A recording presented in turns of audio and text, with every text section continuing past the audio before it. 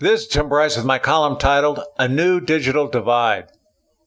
I have frequently discussed the addictive powers of technology on the human personality, but something new has come to my attention which I never considered before. Whereas everyone from the greatest generation to the millennials are generally aware of computers in the traditional sense, the processing unit, screen, keyboard, mouse, and so on, we now have a new generation, Z, which is unfamiliar with such concepts. In a recent report from Japan, the members of Generation Z who grew up with smartphones have no concept of basic computing, nor how to use it. What is emerging is a new digital divide among the generations, whereby Generation Z is losing the sense of how to use the simple keyboard and mouse. Consequently, the use of such things as spreadsheets and other programs designed around the keyboard and mouse are becoming nebulous concepts. For example, they are at a loss as to entering data or formulas into a cell in a spreadsheet.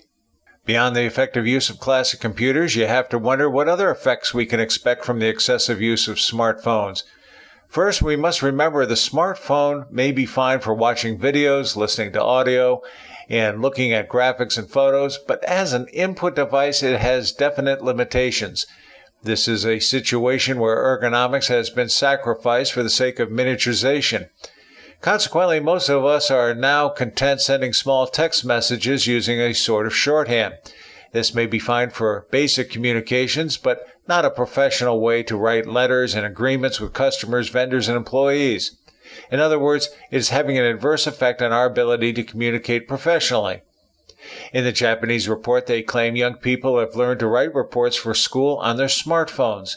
This is a bit mind-boggling when you consider the small screen size. You also cannot help but wonder how much text is cut and pasted from other sources, which implies an increase in plagiarism, thereby affecting our morality. It would be nice if voice-type dictation was more effective, but it has not made significant progress over the last few decades. Without the aid of a keyboard, I'm at a loss as to how programmers will write the precise source code for software. This might signal a slowdown in technology improvements. Also, because of the screen size, you have to wonder about the future of books and lengthy news articles, as it is unlikely people would actually read such voluminous items on smartphones. This digital divide may also have a significant impact on education. For example, whereas the personal computer made typing classes obsolete, the smartphone may very well do the same thing to personal computers. What happens, though, when the smartphone has run its course and a new, even smaller device is introduced, perhaps even a chip in the brain? Will we have to simply think to compose a letter? If so, will we know how to effectively write for people, or will it just be gibberish? No matter what happens in the future, the days of the lengthy novel and storytelling appears to be numbered.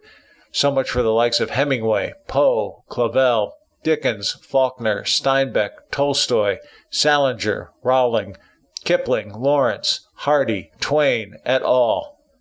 As Margaret Mitchell would have said, they represent a civilization gone with the wind.